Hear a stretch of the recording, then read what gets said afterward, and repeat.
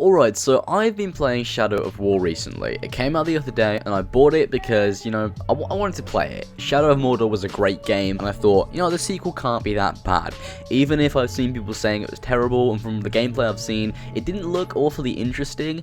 However, I've actually enjoyed my time playing the game. I've really, really enjoyed it. I know, I made a video saying, best RPG game of 2017, and it may not be the best RPG of 2017, but it is a good game.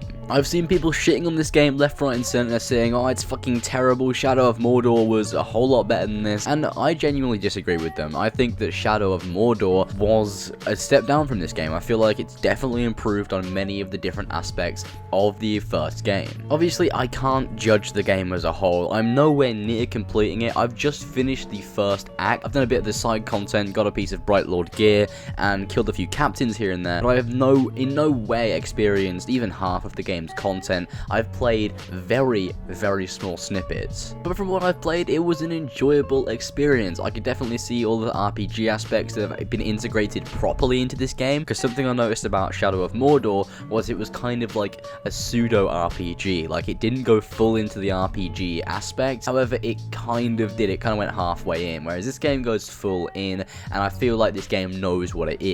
It builds on the Nemesis system. From killing the captains that I killed, there's definitely a lot more depth to the Nemesis system. There's more weaknesses, more things they get enraged by, more strength, there's more variety in the designs for the different orcs, and it's overall a lot more in depth than the first game, and it feels like it's definitely improved. And considering that's one of the main features of the game, they probably worked the hardest on making the Nemesis system the best. Considering Shadow of Mordor, that was literally its main selling point. Obviously in this game they've developed other features of the game too, which is really nice to see, because I noticed that the first game was a whole lot of just killing war chiefs or just killing captains. It was literally a game to showcase the Nemesis system, whereas in this game there's various side quests, side things to do, there's actually things to go for in the open world opposed to just killing orcs. And that's really nice to see, because the Nemesis system only goes so far. Fair enough, it's a hugely in-depth feature in the game, and you can probably have hours of fun hunting down orcs and settling scores, but that can only go so far. You need other content to flesh out the open world. That was something that Shadow of Mordor was missing, and it's something that Shadow of War has dealt with pretty effectively. There are proper side quests with stories in this game, opposed to in Shadow of Mordor, where it was just, helping your orcs out with their various different activities that they were doing. Fair enough, there were a few side quests that had loose stories in Shadow of Mordor, however, they were really bad. It was usually just poisoning grog or something like that, so you could kill a few orcs. I don't know, they were really bad side quests in Shadow of Mordor, I'm not gonna lie. They were terrible. From what I've heard, the side quests in Shadow of War actually have a structure to them. They actually are long side quests, and they have proper, interesting stories to them, and they actually include interesting characters opposed to the weird characters that were in Shadow of Mordor that literally nobody cared about. It's just good to see that Monolith were remedying these problems that were in the first game, and they're including all of the necessary features into the second game instead. Feels like, which is similar to many games, that Shadow of War is the actual game. Shadow of Mordor was a trial run, and this seems like more of what they wanted to do. This is the case with many, many games that are coming out recently, like Battlefront 1. That game was awful, and Battlefront 2, from what I've played in the beta, from what I've seen, and from what I've heard, many people are praising it because it's what the first game should have been.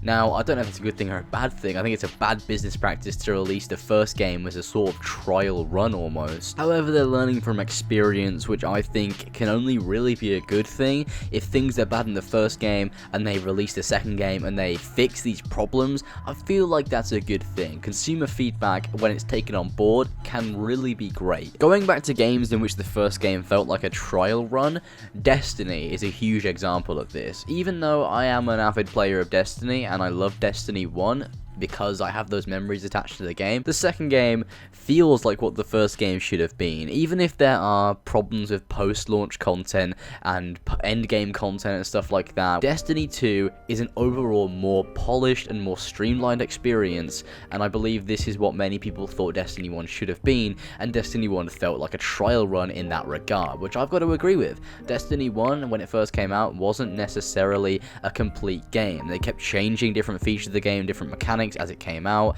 and with the various different DLCs, and it felt like they were just playing around with features in the game. And with Destiny 2, they basically had the basis of a proper game, so they could work on the other features like story, working on gameplay, and I guess Destiny 1 was kind of a trial run. And I feel like it's a similar situation when it comes to the Middle-earth series. Now, when I say trial run, I don't mean that the developers released the first game in the series to trial what they want to do in the future, or to solely get feedback. This is not what I'm saying. I'm just saying that Middle-earth Shadow of War feels like what they were going for when they made the first game, and it feels like a whole lot more of a polished, more developed experience. Because as good as Shadow of Mordor was, the content in the game was pretty lackluster. The Nemesis system, it was great. Nothing we'd ever seen in any games before. And the Nemesis system really was the selling point of the game, and the main reason everyone bought it. But in terms of story, characters, side quests, open world, it wasn't delivering in those regards, which is kind of why I feel like Shadow of War feels like more of a developed game and what they were going for with the first one but just couldn't do. I think the reason why Shadow of War is in many ways better than the first game is because it kept the same mechanics and the general premise of the first game, but built off of what that game had, opposed to other game series that take the game and just completely change it for the sequel. They took everything that was in the first game and added on top of that, whilst also including everything that was in Shadow of Mordor. This is how I think sequels should be done, because if you have a successful first game, what's the point in throwing away everything that first game did well just to make the second game different from the first? You can still differentiate the two games by just making the second game build on what the first game had, and if the changes you make are good and significant enough, then people will look at the second game in the series and say that clearly built on what the first game had, and therefore it's a good sequel. I don't believe in changing a game completely just because it's the sequel and people will complain that it's the same thing. I don't believe in that whatsoever. I believe in taking on criticisms that were in the first game, building on what the first game had, and making an overall similar experience, but adding loads more to it so it's significantly different. Just for the record, I'm not saying that Shadow of War does every single thing better than Shadow of Mordor. Shadow of Mordor has better graphics, for instance, and now I know better graphics doesn't inherently make a game better, but that's something that Shadow of Mordor does better than Shadow of War, and I understand why this is the case, simply because the open world areas were smaller in Shadow of Mordor, and there's more things to do and more content and more open world areas in Shadow of War. From what I've played of the game as well, I feel like the combat in Shadow of Mordor was actually better than in this game. There's something about it in this game that feels kind of static. Now, I don't know if this is just because I'm at a very early point in the game, or because they changed the combat slightly. I felt like it flowed a lot more in Shadow of Mordor, however, that just could be due to the fact that I remember it wrong, or because I haven't got far in the game and haven't got enough skills yet, so I'm not necessarily going to use that as a proper judgment, because I don't want to judge a game after just playing the first hour and a half of it. Something else that I like about Shadow of War is how it deals with its loot system. It's very straight and to the point. There's no ways of trying to make you do more activities to get various different rewards. It's very straight to the point. The harder activity you do, the higher loot you're going to get. You can get bright lord weapons and pieces of armor from doing the Barrows side quests, and you can get epic rewards from killing epic enemies. It's pretty straightforward.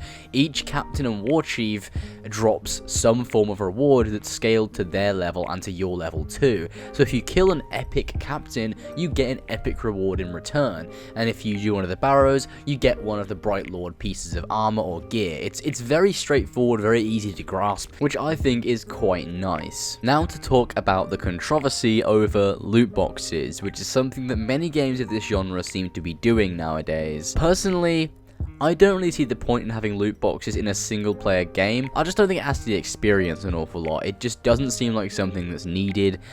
But in all fairness, Shadow of War doesn't require you to buy them. Many people that are hours and hours into the game have played the whole thing without buying a loot box or even considering buying a loot box, which is fine by me. If the game doesn't force these microtransactions upon me, then it doesn't bother me. Obviously, I think it's a bad business practice to try and scum money out of your players players by having microtransactions, especially in a single player RPG like Shadow of War. However, if I don't have to buy it, if it's not forced on me, then it's not affecting me, and I'm not going to buy them. And I'm pretty sure there's many other people that have the same mindset as me. The people that do buy these microtransactions, obviously they're perfectly entitled to buying them. However, I think if they do take part in this bad business practice, it's just going to promote it more, and more developers are going to use them. However, there's nothing that we can do. I just hope that games stay, that we don't have to purchase these microtransactions, therefore it won't inflict our experience. What I'm saying is, as long as these microtransactions aren't required in the game, then I don't mind them being there. They are hugely profitable, and I think many developers are catching on to this, so I don't think they're going anywhere anytime soon.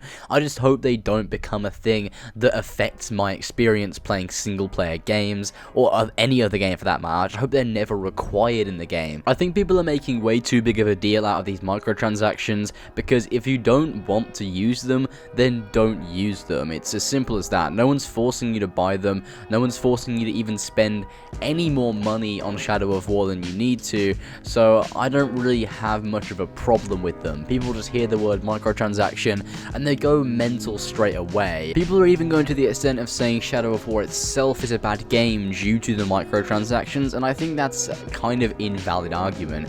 It can be a contribution to why the game is made worse, however it can't be one of the sole reasons the game could be considered bad by some people. Saying a game is bad outright simply because of one feature isn't something you can do. There needs to be multiple factors that stack up as a reason why the game is bad. People see microtransactions and they use it as a reason why this game is terrible overall, and I feel like you should have more reasons than just that. Obviously, if you dislike the game, you can dislike the game. I'm not criticizing people for disliking the game. I'm criticizing people that say the game is bad solely because microtransactions are in the game. Anyway, I'm pretty sure we can all agree that microtransactions are a bad business practice. I don't agree with them. I don't think games like Shadow of War and Assassin's Creed have any reason to have them.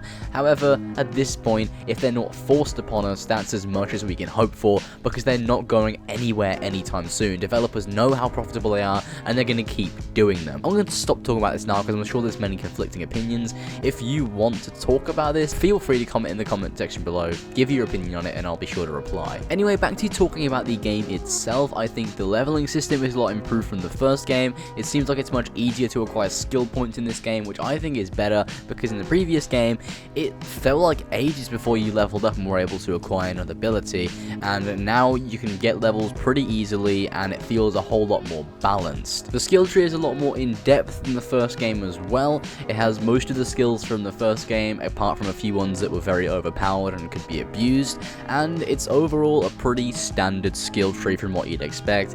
Just had a bunch of perk trees, and then obviously individual perks that increase combat, increase stealth, mobility, stuff like that. From my experience, that's basically everything I've experienced of the game. I haven't even got to Act 2 yet. I just wanted to make this video on my first impressions of Shadow of War, because obviously it's a new game, a lot of people are talking about it. I thought I'd give my opinions on it. I'll probably be doing a review of the game, so you can expect a full review of the game once I've completed it and played it a little bit more and got more experience with it. But anyway, that's it from me. Be sure to go ahead and like and subscribe for more gaming news and content in the future.